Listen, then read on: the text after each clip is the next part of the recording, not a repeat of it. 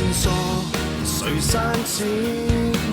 淚來滴乾你潛藏那一面，收斂極盡人前，遺留着實證說明有開始。給推敲，給推算，決意將推翻，疑惑靜待日後尋事實未晚。就地目的他，越走近越偏差，事實在分岔，重重謎團連環姿態，千種心理見解，一種天理已在旁觀他。未及目的他，用實驗做推翻。沒漏洞偏差，仍能尋回來源狀態。可分析去拆解，怎解釋理性共情之間？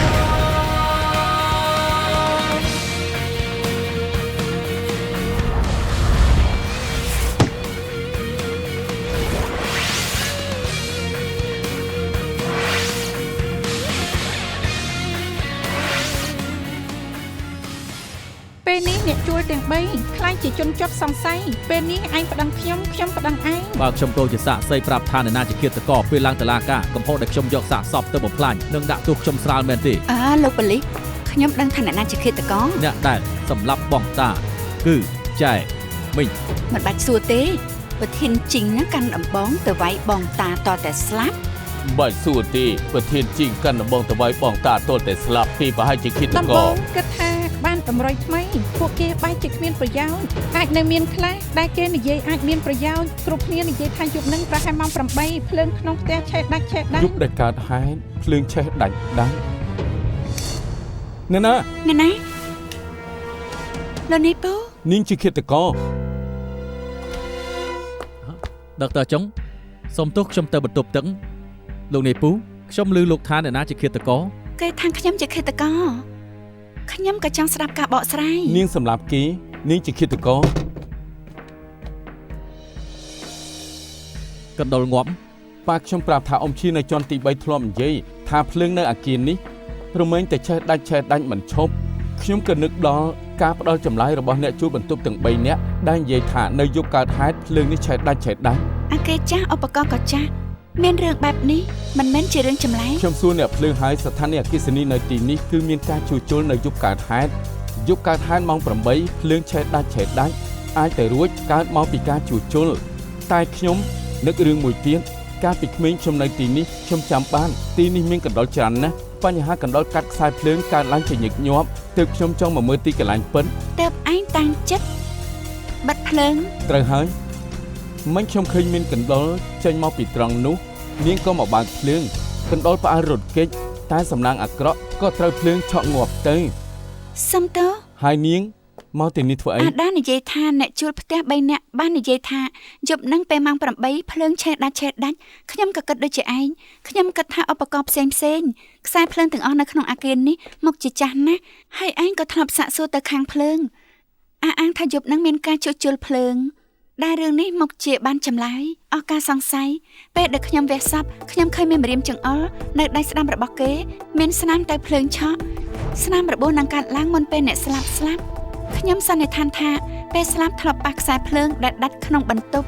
ទើបម្រាមទៅឆក់ខ្លោចខ្ញុំក៏គិតដូចនាងកើតហេតុពេលម៉ោង8ប៉ះពាល់ដល់ការជួសជុលភ្លើងទាំងអាគារនេះគឺឆេះដាច់ពូលភ្លើងទូសេទាល់តែដាច់អ្នកស្លាប់គិតថាដួយដោតមិនណែនទើបគេលូកដៃទៅក្រោយទូដើម្បីដោតដួយសាជាថ្មីប៉ុន្តែគេមិនបានប្រយ័ត្នក៏លូកដៃទៅប៉ះខ្សែភ្លើងដែលដាច់ទើបបណ្ដាលធ្វើឲ្យភ្លើងឆក់ត្រូវម្រាមដៃស្ដាំហើយក៏រលាកហើយធម្មតាមនុស្សយើងត្រូវភ្លើង240វ៉ុលឆក់អញ្ចឹងបេះដូងនឹងលោតខុសចង្វាក់តតែស្លាប់បានអ្នកស្លាប់ប្រហែលជាដើរទៅដើម្បីងូតទឹកអាចគិតថាប្រហែលជាអាចជួយឲ្យស្រស់ស្រាយអ្នកស្លាប់នៅវិលមុខពេលមិនបានប្រយ័ត្នក៏ចំពប់ជើងនៅទល់មុខបន្ទប់ទឹកហើយក៏រអិលដួលបោកក្បាលទៅនឹងកែមអាងទឹកអញ្ចឹងបានទួលស៊ីម៉ងមុខអាងទឹកមានដានជើងរបស់អ្នកស្លាប់ចំណែកស្នាមចំក្បាលជង្គង់របស់អ្នកស្លាប់សន្និដ្ឋានថាកើតពីពេលដែលគេដួលលិតជង្គង់បោកនឹងឥដ្ឋពេលនឹងទឹកនៅក្នុងអាងមិនទាន់ពេញខ្ញុំគិតថាទឹកនៅក្នុងអាងមិនទាន់ដល់មុខអ្នកស្លាប់តែមុនដែលឈិនអ៊ីមីងមករកមិនយូរប្រមាណ ទឹកក៏ដល់មុខអ្នកស្លាប់ទើបខ្វះខ្យល់ដង្ហើមដាច់ខ្យល់ស្លាប់ទៅ ដែលមនុស្សធម្មតាដួលក្នុងទឹកមិនដល់3នាទីក៏មានទឹកពេញសួតដកដង្ហើមមិនបានហើយក៏ស្លាប់ទៅ ខ្ញុំធ្លាប់ពិនិត្យកូនភ្លើងនេះឃើញថាដោយវាទុសេឆេះទាល់តែខ្មៅបើយើងជួបស្បែករបស់អ្នកស្លាប់ពីខ្សែភ្លើងដែលដាច់បញ្ជាក់ថាការសន្និដ្ឋានយើងត្រឹមត្រូវ អញ្ចឹងរំខានឯងតិចហើយ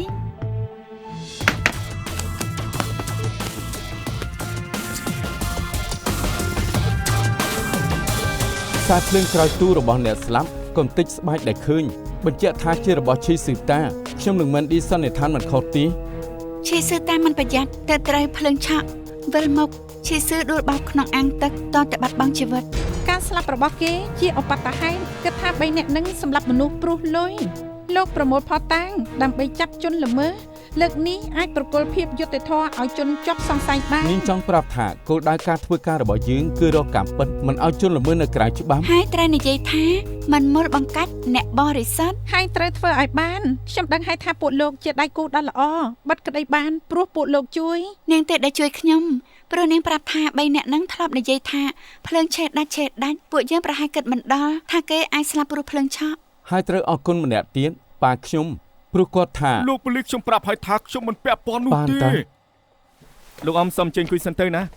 ប៉ា ថងឲ្យមកគឺឡនណា ប៉ាមកធ្វើអី គឺ ប៉ា អីវ៉ា ខ្ញុំជាអ្នកហៅនឹងមកខ្ញុំមកស្នងការរឿងធំម្លងគឺត្រូវការមេធាវីណាលោកប៉ូលីសខ្ញុំមិនចាំបាច់និយាយទេណានិយាយអីនិយាយជាមួយនឹងមេធាវីកុំភាសាខ្ញុំទៅ មានរឿងអី លោកអ៊ំឆ្លោះជាមួយនឹង3នាក់នឹងប៉ូលីសហាមមិនព្រមស្ដាប់បានត្រូវអញ្ជើញមកដើម្បីសួរចម្លើយទៅនិយាយឲ្យត្រូវបន្តិចខ្ញុំមិនបានឆ្លោះជាមួយគេទេណាខ្ញុំដើរកាត់ឃើញគេឆ្លោះគ្នាហើយក៏ ណែនិយាយស្រួលបួលយើងមិនបានមកឆ្លោះគ្នាទេយើងមកទាបបំណុល មែនហើយ ណែយើងសម្រេចគ្នាថាប្រមូលលុយដូរឌីសង់ទ័រពេលនេះបន្ទប់លេងអីហើយលុយចោលទៅណាមិនក៏មិនឆាប់ឲ្យវិញ ព្រោះមិនដូរនឹងត្រូវបានយកវិញមិនឲ្យវិញយ៉ាងម៉េចនឹងកើត លោកអើយចិត្តចូលគុកហើយឲ្យគេវិញទៅ នាងនឹងចូលគុក ប៉ារឿងរបស់ពួកគេគ្មានអីពាក់ព័ន្ធជាមួយប៉ាបន្តិចទេ ខ្ញុំគិតថាជាអ្នកជិតខាងទើបបានជិះទៅជួយហើយមកថាខ្ញុំប្រាក់ហឹង្សាខ្ញុំចេះក្បាច់គុណហើយក៏ជ្រុលដៃប៉ុណ្ណឹងទៅលោកប៉ូលីសក៏បានច្រានខ្ញុំសំណាងតែខ្ញុំចេះក្បាច់គុណនោះណានេះ ក៏មូលបង្កាច់ពួកខ្ញុំណា ណែនិយាយឲ្យត្រូវខ្លះផងទៅ ខ្ញុំពូសុនស៊ីងមានអីនិយាយត្រង់ស្រាប់ យ៉ាលោកអើយលោកប៉ូលីសពួកយើងមិនបានច្រានទេ បានហើយ មែន សរុបថាឈីស៊ឺតាស្លាប់ព្រោះឧបទ្ទហេតុ ប្រាប់ឲ្យថាយ ឃើ ំ ញ បា ហើយ ច់ថា ប្រាប់ឲ្យថាមិនបានសម្លាប់គេទេ ប៉ុន្តែពួកយើងនឹងប្តឹងពួកលោកពីបទបំផ្លាញសាកសព ម៉ាដាមយល់ចិត្តពួកយើងផងយើងខ្លាចគ្មានកន្លែងនៅបានធ្វើបែបនេះ ពួកនាងរករឿងខ្លួនឯងការស្លាប់របស់ឈីស៊ឺតាវាពាក់ព័ន្ធនឹងការទាមទារសិទ្ធិរបស់ពួកនាង អូបានន័យថាទោះបងតាស្លាប់តឡាការក៏សម្រេចឲ្យបន្ទប់មកពួកខ្ញុំដែរអី មែនហើយ មែនហើយបានបន្ទប់ហើយ បើពួកលោកឃើញបងតាស្លាប់ហើយឆាប់ទេប្តឹងប៉ូលីសភ្លាមតុលាការប្រហែលជាសម្រេចឲ្យបន្ទប់ទៅពួកលោក តែពួកលោកចិត្តមិនស្អាតមិនប្តឹងប៉ូលីសថែមទាំងបំផ្លាញសពទៀតពួកលោកធ្វើបែបនេះតុលាការមកជាមិនកាត់ក្តីឲ្យបន្ទប់ទៅពួកលោកទេ នាងជាមេធាវីយ៉ាងម៉េចមិនប្រាប់មុនថាវាបែបនេះ មិនក៏មិនប្រាប់ ឲ្យឆ្ងាយទៅមកបន្ទុកគុំភាសាខ្ញុំទៅកើតធ្វើខុសខ្លួនឯងនៅពេលនេះមិនទទួលកំហុសទៀតទេពួកឯងសុំតែជាប់គុកហើយ មែនកុំនិយាយបែបនេះ មិនបាច់និយាយទេបន្តិចទៀតត្រូវឡើងតុលាការបញ្ញាប់រតធីវីមកជួយទៅកុំសាងការស្មុគស្មាញ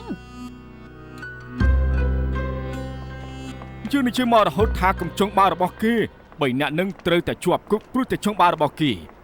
អ៊ីវ៉ាហើយត្រូវធ្វើបែបណាទៀតទៅ បាឈីស៊ឺតាគ្មានសាច់ញាតិបន្ទប់នឹងជារបស់រន មានពេលថាទេវតាយុទ្ធធម៌មករហូតមនុស្សចិត្តមិនល្អជីវិតក៏មិនល្អដែរចាំមកជាឯងទៅកើត ហើយទៅប៉ា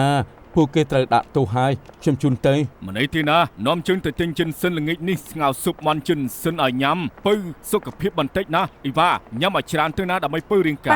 ប៉ានឹងត្រូវពិសាឲ្យច្រើនព្រោះជួយខ្ញុំជេរគេត្រូវពើកម្លាំងបងមិនចាំបាច់ទេបងមិនបានជួយខ្ញុំសោះ ស្ថានភាពបែបនេះបើខ្ញុំនិយាយទៀតប៉ាច្បាស់ជាបង្ហាញក្បាច់គុណហើយ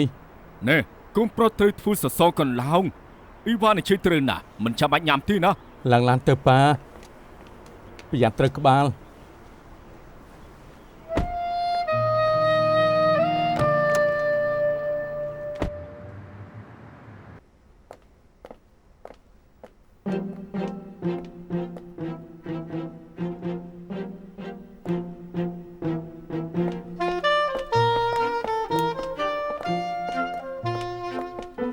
អរុនសួស្ដី អរុនសួស្ដីញ៉ាំបាយព្រឹកណី ខ្ញុំញ៉ាំបាយនៅផ្ទះហើយនាងមកព្រឹកណា វេលាធម្មតាទេ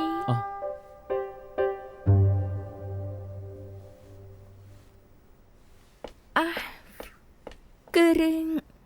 ដែលឯងនិយាយជាមួយមិត្តភ័ក្តិរឿងដែលមានខ្នើយនៅលើដើមទ្រូងខ្ញុំគិតថាជាឯងទើបខ្ញុំយកស្រាដាក់ក្នុងតែក្រូចឆ្មារបស់ឯងឲ្យខ្ញុំសុំទោស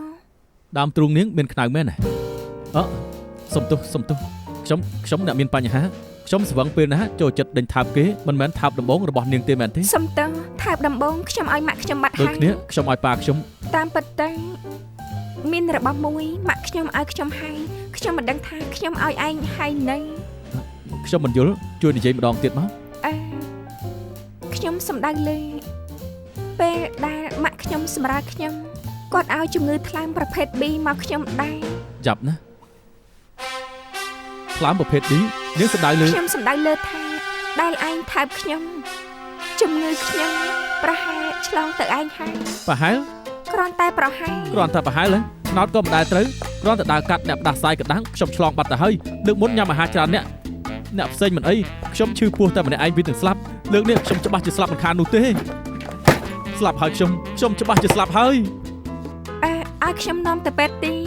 ឯងឆ្លងរោគក៏ត្រូវប្រយ័ត្នរឿងអាហារគ្រាន់តែឯងមិនញ៉ាំគ្រឿងសមុទ្រមិនផឹកស្រាមិនជក់បារីឯងអស់អីហើយមិនទេខ្ញុំចូលចិត្តញ៉ាំគ្រឿងសមុទ្រនាងមិនឲ្យខ្ញុំញ៉ាំឲ្យខ្ញុំស្លាប់វិញល្អជាងរស់នៅគ្មានតម្លៃទេឯងញ៉ាំគ្រឿងសមុទ្រមិនបានក៏មានអាហារផ្សេងទៀតនៅជៀនតុងមានហាង Logistic Half and Gap Beef គឺពិតជាអែមខ្លាំងណាស់ចាំខ្ញុំប៉ានិយាយរឿងញ៉ាំតែព្រឹកតែម្ដងហើយនេះណែខ្ញុំមានចំណែកដែរទេតែញ៉ាំអីជៀនតុង Logistic Half and Gap Beef មិត្តភក្តិប្រាប់ថាទីនឹងគឺអែមណាស់តម្លៃក៏មិនថ្លៃដែរមិនអីទេលើកនេះ Angel គេប៉ៅមែនទេចិត្តអខ្លាំងណាស់មែនអីតែថ្ងៃណាខ្ញុំកក់តុកឲ្យញ៉ាំថ្ងៃនេះមិនញ៉ាំថ្ងៃនេះគ្មានឱកាសទេញ៉ាំល្ងាចនេះទៅល្អមែនហើយល្អណាស់នាង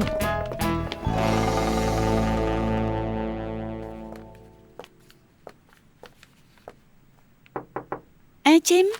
ឆ្លងកាត់តាមនេះមានរឿងនិយាយជាមួយនាងទើបឈៀងមករកទៅបានអង្គុយសិនទៅញ៉ាំបាយជជែកគ្នាបានដែរទេនិយាយនៅទីនេះមិនបាននេះអូខេណែយប់មិញតែនិយាយជាមួយដុកទ័រវងហើយគាត់ថាអាមីនពិតជាល្អណាស់ចេះជឿលើអ្នកផ្សេងខ្លះរៀនមើលថែខ្លួនឯងនាងអាចទុកចិត្តបានពេលនេះមានជីវិតដែលមានក្តីសុខល្អណាស់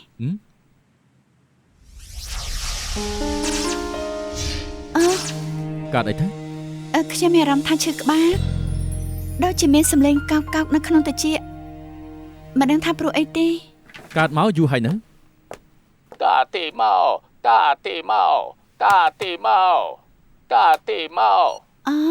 លោកតាហៅឡូមើលនេះតានៅមន្ទីរពេទ្យមករកតាបានទេហ៎មិនក៏នៅមន្ទីរពេទ្យមកពិនិត្យរាងកាយចាំនិយាយគ្នាណាចាខ្ញុំបញ្ញាប់ទៅមានរឿងអីទៅខ្ញុំទៅមន្ទីរពេទ្យចាំមិនហើយឲ្យខ្ញុំជូនទៅនាងកុំចាស់សាពេកតាតែរកនាងបានគាត់មុខជាមិនអីនោះទេលោកមិនដឹងទេ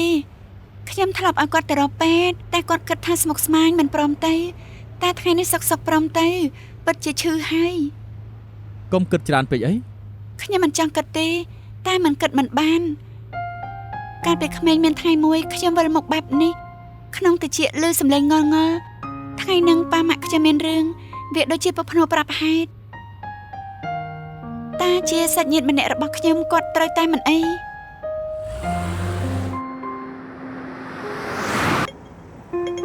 ណែប្រយ័ត្ន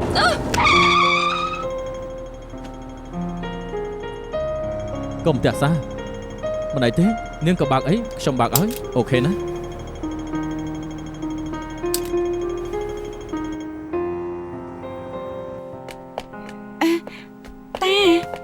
មកហើយតាយ៉ាងម៉េចដែរតាមកពិនិត្យរាងកាយអីតាមកពិនិត្យបេះដូងមកពិនិត្យបេះដូងអីហើយយ៉ាងម៉េចដែរឈឺខ្លាំងទេអត់ឈឺទេតាបានដំណឹងថាផ្នែកជំងឺបេះដូងមានពេទ្យមកថ្មីឈ្មោះដុកទ័រវិញគេប្រកែណារាងក៏ខ្ពស់រូបរាងក៏សង្ហាមុខមាត់ស្អាតបាតណាស់ដែលតាមកមន្ទីរពេទ្យតែឲ្យខ្ញុំបញ្ញាប់មកឲ្យខ្ញុំមកជួបជាមួយដុកទ័រវិញហ៎បាន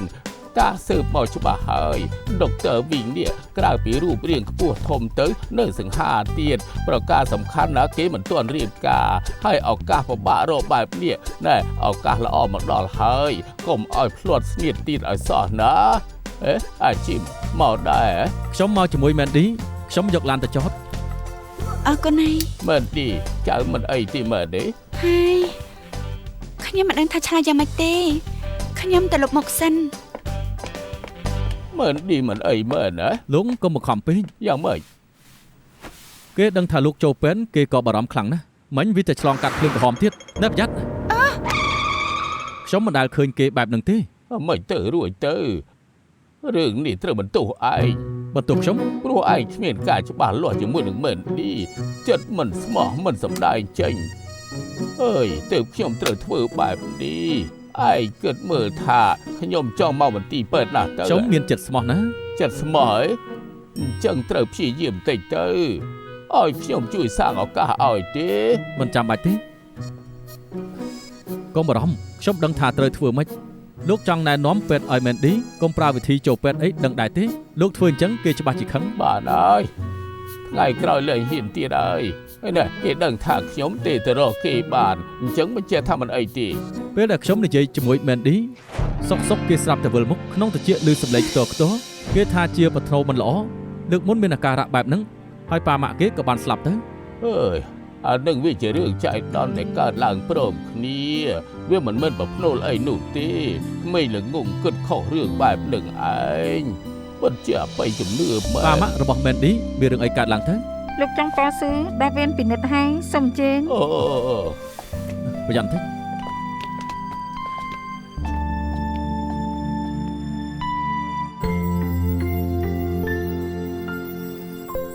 ខ្ញុំត្រូវចាំលោកតាលោកតមុនតៃ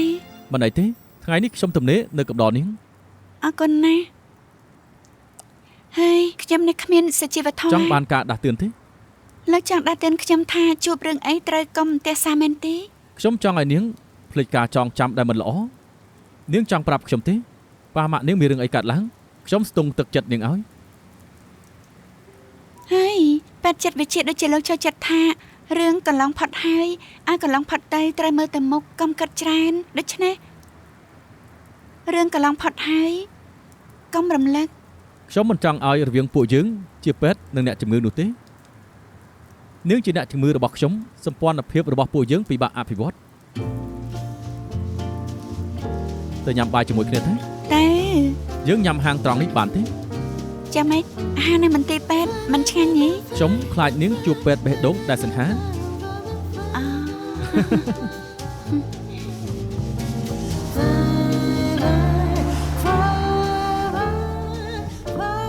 ណែក៏អីនេះចាំមិនល្អទេ ឯងខឹងតាមែនទេមិនក៏ទិញឲ្យគាត់ ហើយតាខ្ញុំចិត្តចលេងដូចក្មេងខ្ញុំខឹងគាត់មិនកើតទេគាត់ច្បាច់ទៅជាទទួលកំហុសថាមិនធ្វើទៀតទេ បែបនេះល្អហើយយ៉ាងហោចណាស់គាត់ក៏ព្រមទៅពិនិត្យបេះដូង មែនណែលទ្ធផលពិនិត្យចេញមកហើយគាត់គ្មានបញ្ហាអ្វីទេ ធ្វើឲ្យឯងភ័យឯងមិនពិនិត្យខ្លួនឯងផង គាត់ដែរហ្នឹងណា ខ្ញុំមានអារម្មណ៍ថាតាឯងនិងម៉ាក់ខ្ញុំដូចគ្នាណាស់ខ្លាចពួកយើងនឹងមិនបានរៀបការឯងនៅក្រំជាងខ្ញុំដែលមានជីម អញក៏គួរតែពិនិត្យដុកទ័រវិញពូកែណា តាឯងប្រាប់ថាល្អក៏ល្អអេ នេះបើតាខ្ញុំណែនាំធានាថាមិនចាក់ទេ អញ្ចឹងឯងគួរគិតឲ្យបានល្អសម្រាប់ថាទិញឬអត់នឹង តែងណាតែមិនដឹងថាយកមួយណាមួយនេះល្អទេ ល្អមិនតាទិញរួចហើយទៅផឹកតែទៅ តែផឹកតែមែនទេ អេដូចជាមានការងារចូលហើយ ណែអេចេញទៅកុំមករវល់អេណែចេញទៅ ដល់តិចទៅ ថាចេញទៅណែកុំឈួតណា ដល់ទៅហើយដល់ទៅ ឲ្យចាស់ទៅ ចេញទៅណែទៅផ្ទះលៀង ដល់ទៅ ចេញទៅខ្ញុំមិនទៅទេ ដល់ទៅ ខ្ញុំដល់ហើយ អេកុំអី អូ នេះប៉ូលីសថយចេញទៅ គេដោះខ្លួនឯងតើ ទេ ថតបានទេអូយអាខ្លួនជាបលីមែនអូប៉ុណ្ណឹងក៏ថតបានដែរអស់ចាណាស់ទៅអីមែនហើយក ែស្វឹងថ្នាំមែនទេ កុំមករវល់អី កុំចាំ អេ ម៉ែ កែផល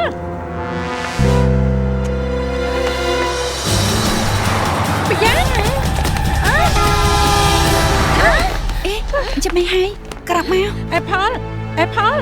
យ៉ាងមិនហើយអេផលហ៎ហើយឡើងពេក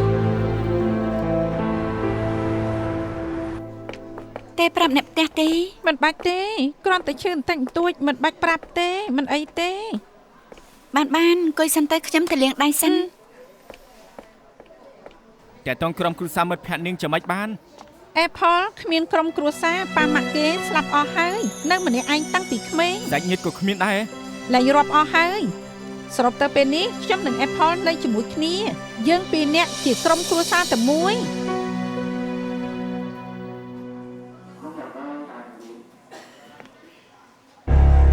អាដា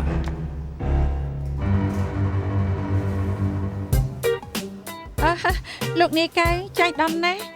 ហេតុអីបានជារបួស មិញនេះមានអ្នកស្វឹងថ្នាំរត់ឆ្លងថ្នល់ខ្ញុំរត់តាមចាប់មិនប្រយ័ត្នក៏របួសតិចតួចទៅ ថ្ងៃឈប់នៅជួយមនុស្សល្អណាស់សមហើយដែលរៀនសាលាអប់រំស្ត្រី មិនលោកដឹងថាខ្ញុំរៀនសាលាអប់រំស្ត្រី ខ្ញុំរៀនសាលាអប់រំបុរសអាទិត្យមុនខ្ញុំបានទទួលបញ្ជីចំនួនឃើញមានឈ្មោះរបស់នាងដែរនាងជាប្រធានសិស្សចំនួនទី36 ហើយលោកមកទីនេះធ្វើអីមកមើលអ្នកណាដែរ មិនមែនទេខ្ញុំមកថតកម្មវិធីរឿងជាតួនាទីរបស់ប៉ូលីសដែលយាមនៅមុខបន្ទប់សង្គ្រោះបន្ទាន់នាងគ្រប់គ្រងខ្ញុំទេ មែនហើយប្រកាសណាស់ ទៅវិញនៅខ្ញុំជូនទៅ ខ្ញុំចាំបាក់ថ្នាំ ចាំខ្ញុំបាក់ឲ្យហើយលោកនាយកៅ ដឹកទៅចុងនាងក៏មកជាមួយអាដាដែរ ខ្ញុំទៅបាក់ថ្នាំឲ្យអាដាសិនអ្នកទាំងពីរតាមសម្រួលណា អរគុណខ្ញុំកំដរអង្គុយ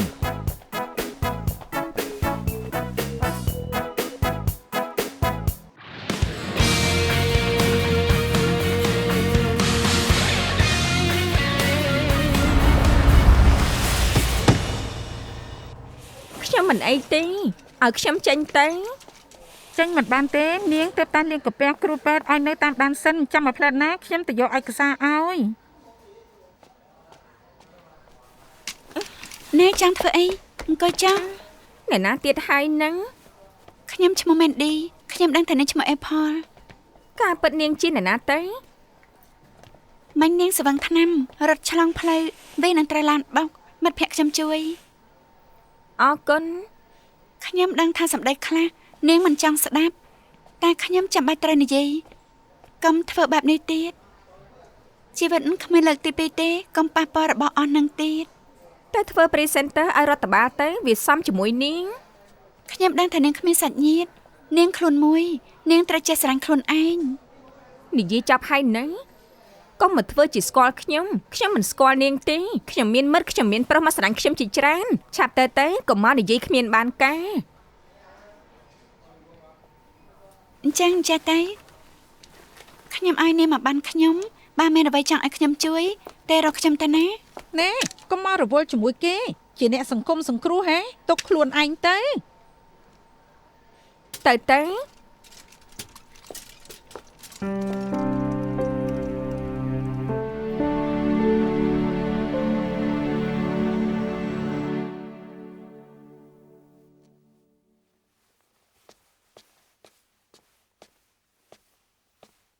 អូនតូចលេបថ្នាំ អរគុណខ្លាំងណាស់ថ្ងៃក្រោយអញឈឺខ្ញុំមើលថែឯងម្ដង បាន អរគុណ ហើយ មិនមែនទេដឹង ស្អីគេ លោកនាយកៅ add friend ខ្ញុំអត់ទេអត់ឃើញទេហើយលោកនាយកៅទេមកធ្វើអីអាឡូលោកនាយកៅ អាដាខ្ញុំ add friend នាងនៅក្នុង Facebook នាងឃើញហើយនៅ មែនទេខ្ញុំមិនទាន់ឃើញទេសុំមើលសិនមែនខ្ញុំចុចទទួលហើយ តទៅពួកយើងបានស្និទ្ធស្នាលនឹងគ្នាចាំមិនដៃនៅឈឺដែរទៀតហើយលេបថ្នាំហើយនៅ ខ្ញុំលេបថ្នាំហើយខ្ញុំងុយគេងណាអូយសុំទោសផង អញ្ចឹងខ្ញុំលេងរំខានហើយណាឆាប់ជាយកសពល្អណាស់ អើលោកក៏ឆាប់គេងទៅបាយ ព្រះជាម្ចាស់ជួយ យ៉ាងម៉េច លោកនេកែគេបារម្ភពីឯងខ្លាំងណាស់ មែនស្គាល់គ្នាយូរហើយមិនដែលឃើញគាត់បារម្ភពីកូនចៅបែបនេះទេលេបថ្នាំខុសទេដឹង រយៈនេះគេពិតជាមានអីហើយ ឯងនិយាយត្រូវមិនមែនគាត់ទៅតែលេង Bingo ស្អីគេ ពេលនេះគេលេវហើយដូចជាកំពុងតញ៉ាឯង អើយតាំងមិនរួចទេភរិយាមុនគាត់ជាមនុស្សពូកែណាស់ចប់ពីអាមេរិកអ្នកណាក៏ស្គាល់ខ្ញុំមិនមែនចំណូលចិត្តគាត់ទេ ណែឯងជាប្រធាននិស្សិតរបស់សាលារៀនអប់រំស្ត្រីតើមែនទេ កុំធ្វើបាបខ្ញុំមិនចង់យល់សប្តិអាក្រក់ទេកុំនិយាយរឿងនេះទៀតមិនអញ្ចឹងខ្ញុំវាយឯងហើយ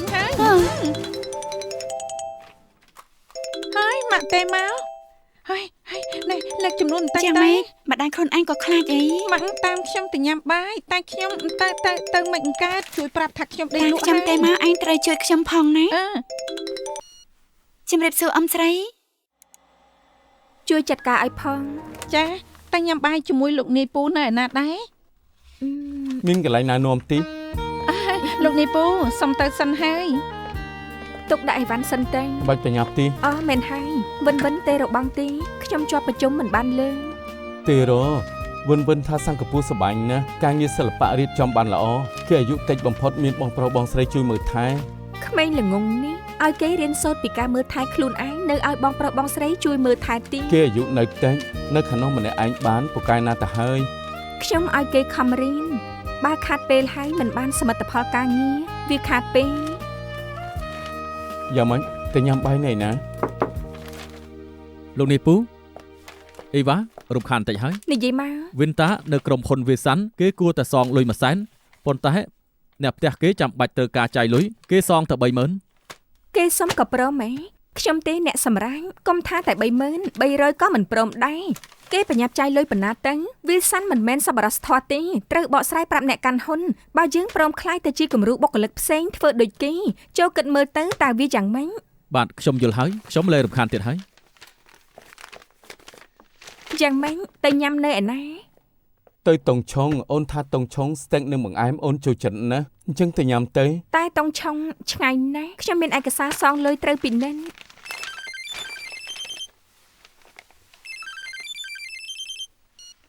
មិនឌីមានកាអី នេះឯងនៅវ៉ាន់ឆៃអីមកយកអីវ៉ាអី ហោះមិនក៏ដឹង JPA ឯងប្រាប់ខ្ញុំក៏ដឹងហើយណែពេលនេះខ្ញុំនៅជាមួយនឹងជីមមកញ៉ាំបាយជាមួយគ្នាមក ល្អតាខ្ញុំនឹងអ៊ីវ៉ាកំពុងរកហាងជួយណែនាំបន្តិចមក ជើនៅក្បែរឯងកក់តុកនៅហាងរ៉ូបឺអូខេទេ អូខេបាន5នាទីទៀតណា បានតែទៀតជួបគ្នា អូខេបាយអូខេបានហាងហើយ មែនឌីណាណមហ៎ មែនហើយហាងរ៉ូបឺគេនៅជាមួយជីមគេកំពុងចាំយើង អូល្អណាស់តែញ៉ាំហាងចិត្តញ៉ាំឲ្យធ្វើការទី ខ្ញុំក៏គិតអញ្ចឹងដែរមិនបាច់បើកឡានឆ្ងាយ មែនហើយមិនក៏មែនឌីដឹងថាបងនៅទីនេះ ទូរស័ព្ទខ្ញុំដាក់អែមថ្ងៃនេះញ៉ាំបាយជាមួយគេបារម្ភពីតាដែលចូលចិត្តដើរតាពីក៏បង្ខំឲ្យតាដាក់អែមអញ្ចឹងទើបដឹងថានៅឯណាហើយខ្ញុំក៏ដោនឡូតដែរទៅ អូ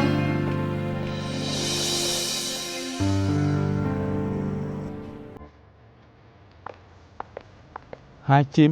ហើយ នេះភរិយាខ្ញុំអ៊ីវ៉ា សួស្តី សួស្តី អង្គុយមក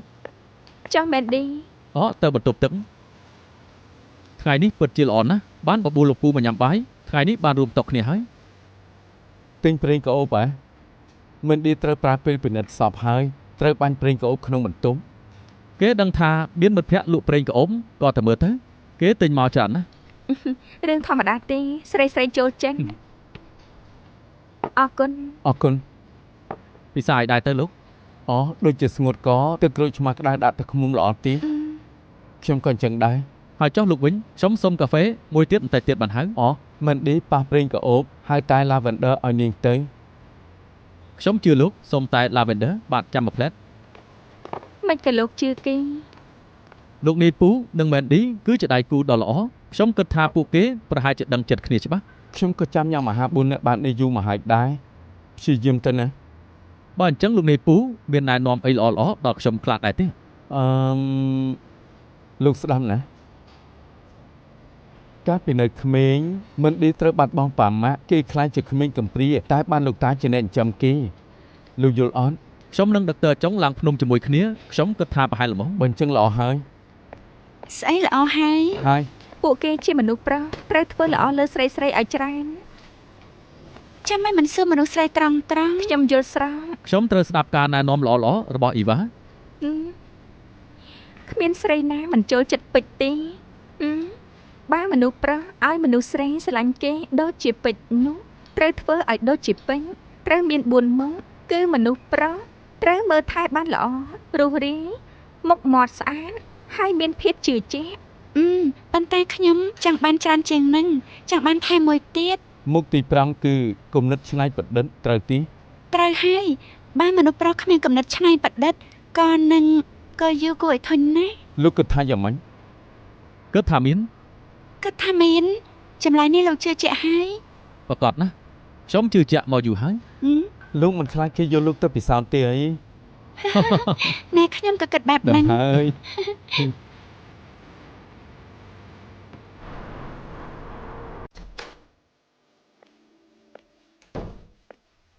អរុនសួស្ អ ដី រុនសួស្ដី មិនហើយប៉ាថាទៅផឹកតែជាមួយអាឈិនមិនបាច់ទុកបបរឲ្យគាត់ទេ ចាខ្ញុំទេ អូនណា អូនដោនឡូតអេបដែរ មែនបងនឹងមែនឌីថាសបាយខ្ញុំក៏ចង់ដោនឡូតលេងដែរបងទទួលខ្ញុំទៅ កំពុងទទួលអូនទៀតហើយហ៎ បែរនេះមានអីអូបានខ្ញុំទៅឥឡូវហើយ មានការអី វិលសាន់ជួបឧបតិហេតុឡានបង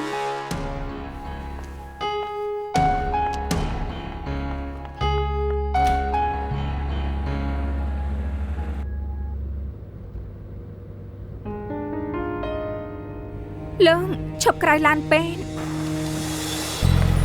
ប៉ា ឲ្យមកធ្វើអ្វីដែរ ប៉ាត្រូវឡានបុកគេឈឺខ្លាំងទេ មិនមែនទេណាអ្នកបើកឡានបុកគឺជ័យម្នាក់នោះយើងក៏វានឹងបុកដែរយើងមកដល់កន្លែងនេះមានឡានមួយវាបោកមកលឿនហើយក៏សំណាងណាស់ដែលយើងលូតកិច្ចទាន់សំណាងដែលកិច្ចទាន់មិនចង់ទេនឹងត្រូវឡានបុកជាមិនខានណែជ័យនឹងដែលត្រូវឡានបុកគឺគាត់ឡើងផ្ងាពោះមើលទៅណា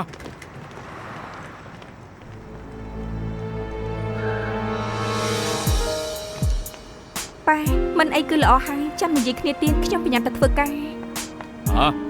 ធ្វើការអញ្ចឹងរំខានសំសួរបន្តិចមកមករំខានទេរីករាយសាការ បើមេធាវីមិនទាន់មកខ្ញុំមិននិយាយអ្វីទាំងអស់ខ្ញុំមិនឆ្លើយ សួស្ដីខ្ញុំជាមេធាវីរបស់វិលសាន់មេធាវីចឹង មេធាវីចូលប្រាប់កូនក្តីនាងឲ្យសាការផងទៅគឺត្រូវពិនិត្យជាអកលណាដឹងទេ ពិនិត្យឈួតយកស្អីខ្ញុំគ្មានផឹកស្រាទេពិនិត្យធ្វើអីទៅ អត់មាននិយាយអីទេមែនទេ ឲ្យលឿនតិចទៅខ្ញុំទ្រាំលែងបានហើយ វិលមកណាស់មែនទេអញ្ចឹងដេកទៅ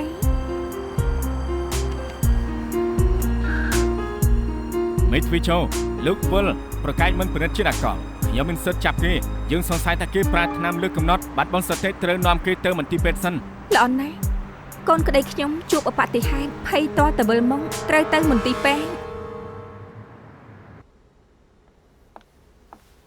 ទៅអស់ហើយយេ មិនទាន់អស់ទេលោកនាយពូនៅ អូមិនទៅញ៉ាំបាយទេ អត់ទៅទេខ្ញុំឃ្លានហើយនាងមិនទៅទេ កំពុងញ៉ាំ វាពិតជាគួរឲ្យឆ្ងាញ់ខ្លាំងណាស់គេថាញ៉ាំក្រូចខ្លុងជួយដេញជាតិពុលបានខ្ញុំមិនដឹងថាដេញជាតិពុលតែនាងឲ្យខ្ញុំបានឬក៏អត់ទេ អញ្ចឹងឯងញ៉ាំទៅ ខ្ញុំដេញជាតិពុលនាងក៏ត្រូវដេញដែរខ្ញុំជាមនុស្សយុត្តិធម៌ពាក់កណ្ដាលម្នាក់ អូខេ ខានល្មមហើយមិនក៏ពាក្យសុំច្បាប់ឈើរបស់លោកមានលិខិតចាក់វ៉ាក់សាំងជំងឺថ្លើមប្រភេទ B រឿងបែបនេះមិនគួរបើកចំហទេ ណែឲ្យវិញ ថ្ងៃទី8ពីថ្ងៃមុនឯងផឹកស្រាបានចាក់វ៉ាក់សាំងហើយឯងនេះពូកែសំដែងណាបោកខ្ញុំញ៉ាំស្តេកខ្ញុំមួយពេលមកបោកញ៉ាំក្រូចខ្លុងពាក់កណ្ដាលទៀតទេ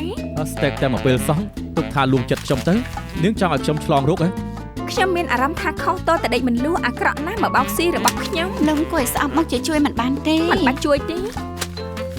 ខ្ញុំឲ្យក្រូចខ្លុងនាងវិញក៏បានដែរ សុំទៅ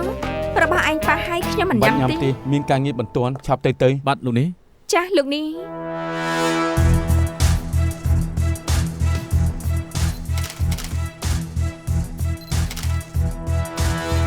ខ្ញុំចូលមកក៏ឃើញគេដេកនៅត្រង់នេះគួរឲ្យខ្លាចណាស់ក៏ប្រញាប់តែប្រាប់អ្នកគ្រប់គ្រង ពេលគេប្រាប់ខ្ញុំក៏បញ្ញាប់មកមើលអង្រុនជាច្រើនដងប៉ុន្តែគេមិនកម្រើគិតថាគេស្លាប់ហើយក៏បញ្ញាប់ទេប្តឹងប៉ូលីស លោកនេះពូ លោកនេះពូ លោកនេះពូ យ៉ាងម៉េច ម៉ោង1ជាងហើយបុគ្គលិកឃើញនៅក្នុងបន្ទប់មិនទាន់ចេញគួរទ្វារក៏មិនឆ្លើយក៏ប្រើធីកាតបាក់ចូលមកពេលចូលមកឃើញអ្នកស្លាប់ដេកលើគ្រែដាច់ដង្ហើមទៅហើយបានប្រាប់អ្នកគ្រប់គ្រងក៏បញ្ញាប់ប្តឹងឈ្មោះអេងជាលូឈ្មោះភាសាអង់គ្លេស Apple អត្តសញ្ញាណប័ណ្ណមានឈ្មោះភាសាអង់គ្លេសដែរ មានទេតែខ្ញុំដឹង មានញៀនទី6ហ៎បាននាងដឹង ច្រើនថ្ងៃមុនខ្ញុំធ្លាប់ជួបគេស្វឹងថ្នាំតទៅរត់ឆ្លងថ្នល់ខ្ញុំចាំតតែត្រូវយកទៅមន្ទីរពេទ្យទើបដឹងថាគេឈ្មោះ Apple បញ្ជាក់ថាអ្នកស្លាប់លេងថ្នាំ អាចមែនខ្ញុំលែងរំខានហើយ អរគុណ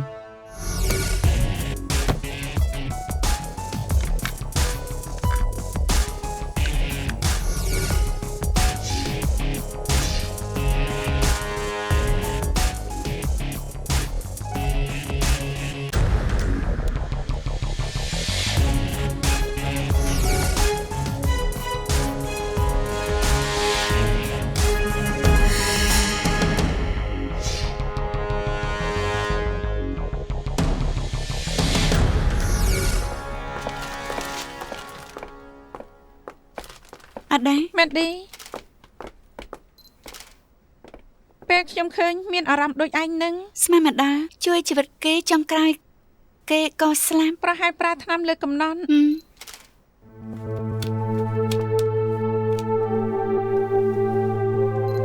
ម៉ាដាម ហ៎ ឈ្មោះអ្នកបើកបន្ទប់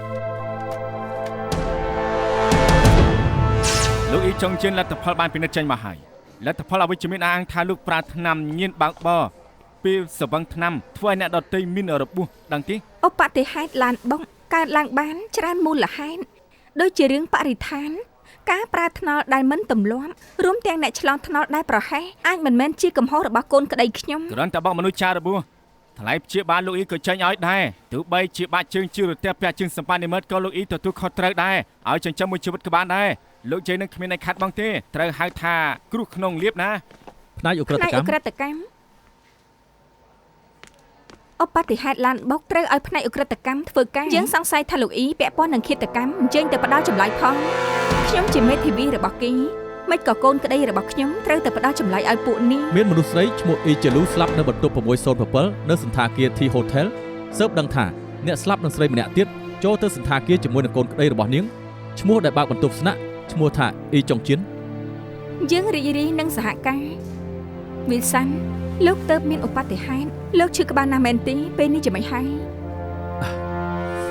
ឈឺក្បាលណាស់ចង់ផ្ទុះហើយនេះ គេថាឈឺទ្រូងដែរបើគេរបួសរឿងធំហើយណា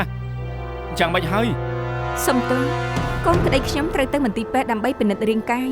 សង្ស័យប៉ះពាល់ដល់ខួរក្បាលត្រូវបញ្ញាប់ទៅពិនិត្យ ខ្ញុំត្រូវការដុកទ័រចុង ការទៅមន្ទីរពេទ្យយើងសុំសួរបន្តិចរបួសជារឿងធំបើព្យាបាលមិនទាន់ពួកយើងមកជាទទួលខុសត្រូវមិនរួចទេអញ្ចឹងអ្នកទាំងពីរទៅជាមួយខ្ញុំ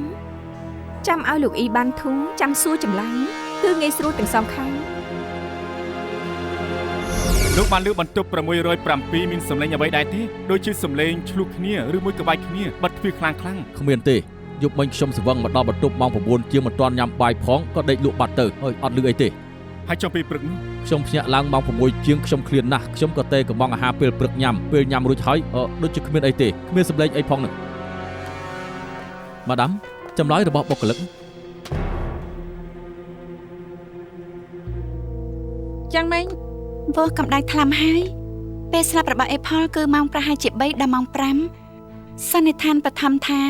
Apple ស្លាប់ព្រោះប្រើថ្នាំលើកំណត់ប៉ុន្តែត្រូវយកទៅពិសោធន៍សិនទើបអះអាងបាន អូខេ ពួកនាងមកមើលណា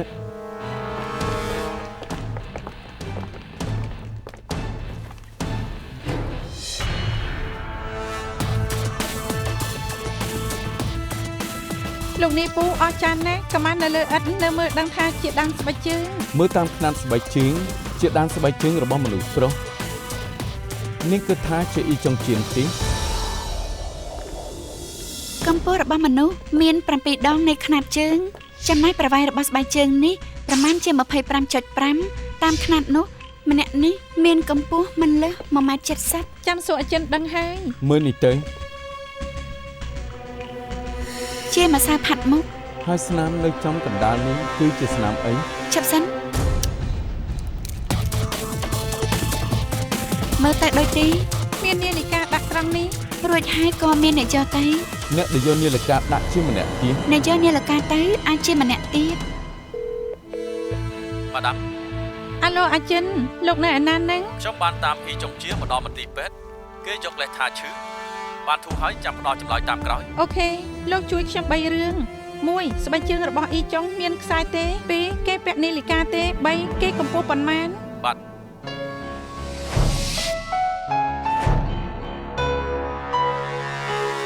ម៉ាដាម និយាយមក ស្បែកជើងគេបែបស្បែករាបស្មើគ្មានខ្សែកម្ពស់ប្រហែលជា 1.80 ម៉ែត្រអត់មានពាក់នាឡិកានោះទេ អរគុណចាំទេរ៉ូ បាទម៉ាដាម ដោយដែលនិយាយមិញពាក់ព័ន្ធនឹងនាឡិកាមាន2នាក់ អ្នកដែលយកនាឡិកាទៅអាចជាម្ចាស់ស្បែកជើង ផ្នែកផតាំងមានច្បាប់មួយជន់ល្មើសរមែងបន្សល់ស្លាកស្នាមវាបែបនេះមែនទេហ៎មិនត្រូវទេ ប៊ីត្រូវហើយនិយាយម្យ៉ាងទៀតគឺរបស់ពីរយ៉ាងប៉ះគ្នាមានការដោះដូរគ្នាជនល្មើសបានយករបស់ខ្លះទៅពេលតែមួយត្រូវបន្សល់ទុកស្លាកស្នាមរហូតដូចជាស្នាមនេះនិងដានជើង បញ្ជាក់ថាពេលកើតហេតុអ្នកនៅក្នុងបន្ទប់ក្រៅពីអ៊ីចុងជៀននិងអ្នកស្លាប់នៅមានស្រីម្នាក់ទៀតដែលអាចជា មានអ្នកទី 4 ហើយអាចទៅរួចម្យ៉ាងទៀតគឺអ្នកទី4នេះក្រៅកាត់ហេតុត្រឡប់មកយកនាឡិកា សន្និដ្ឋានថាពេលដែលអ៊ីចុងជៀនចេញទៅគេទៅយ៉ាងបញ្ញាបញ្ញាល់មិនបានយកនាឡិកាទៅហើយនៅមិនបានបិទទ្វារឲ្យស្រួលបួលទៀតអ្នកទី4ឃើញទ្វារអត់បិទក៏ដើរចូលមកពេលដើរចូលមកមិនបានមើលក៏ជន់កន្សែងដែលធ្លាក់ក្នុងបន្ទប់ដូច្នេះបានគេបន្សល់ដានជើង លក្ខណៈដែលដេកស្លាប់ដែលក្នុងដាក់ទ្វារពេលអ្នកទី4ចូលមកអាចគិតថានាងនេះដេកលក់ពេលដើរមកដល់ត្រង់នេះឃើញមាននាឡិកា នាឡិកានេះអាចជារបស់អ៊ីចុងជៀនជានាឡិកាតម្លៃថ្លៃទើបអ្នកទី4ចង់បានហើយក៏យកទៅ ត្រូវហើយក្រោយពីយកនាឡិកាទៅហើយគេបញ្ញាបញ្ញាចេញពីទីនេះពេលគេដើរបញ្ញាក៏ទាត់ត្រូវកសែងដែលគេជន់មិញនេះដែរ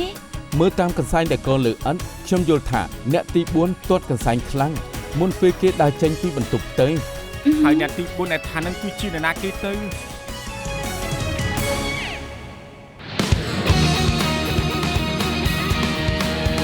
給推後給推算，決意將推翻，疑惑靜待日後尋事實未晚，就地目擊他，越走近越偏差，